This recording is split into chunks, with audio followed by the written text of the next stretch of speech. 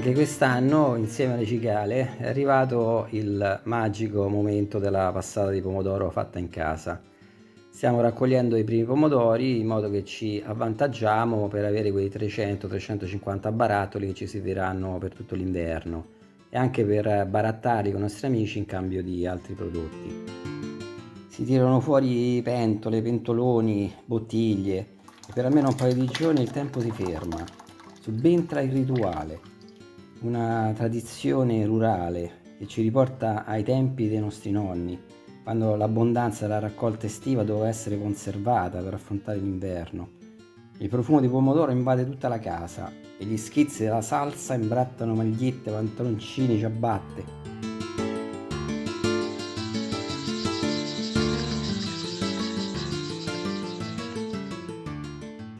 Il San Marzano è il principe della passata, ma noi utilizziamo tutte le specie di pomodoro che coltiviamo, ciliegini, datterini, tondi, giganti e minuscoli, pollicini.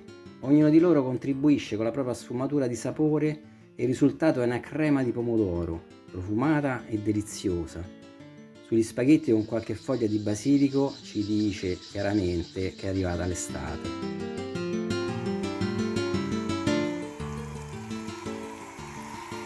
Dopo aver separato i pomodori più maturi da quelli ancora un po' verdi, si fa un primo lavaggio per togliere residui di terra e impurità.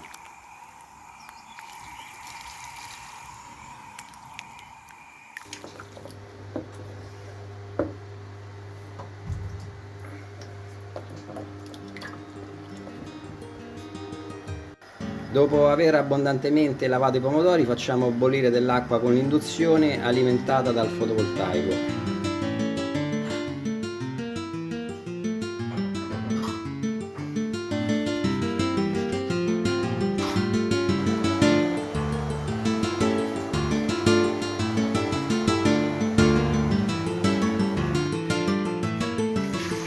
Mettiamo l'acqua bollente sui pomodori per ammorbidirli e agevolare il lavoro del passapomodoro.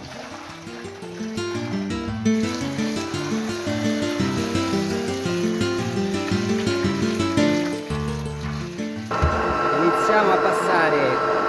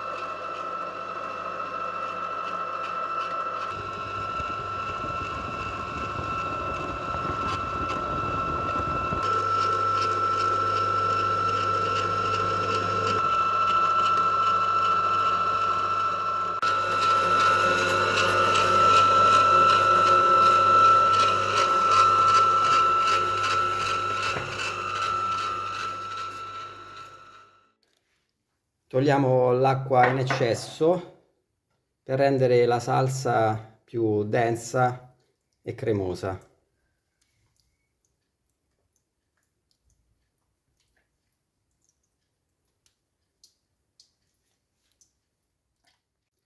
I semi con le bucce non si buttano, qui non si butta via niente. La metà la diamo alle galline che saranno stracontente e l'altra metà la mettiamo nell'essiccatore e poi ne faremo una polvere per condire minestre e zuppe durante l'inverno. Iniziamo a mettere la salsa nei barattoli.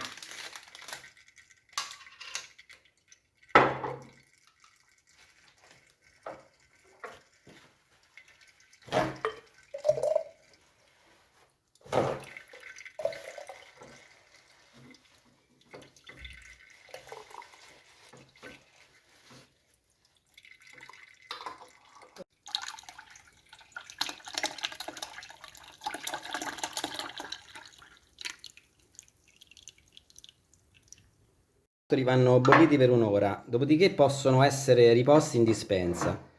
Aprire questi barattoli nelle fredde giornate d'inverno significa far entrare in casa il profumo, il calore e i sapori dell'estate.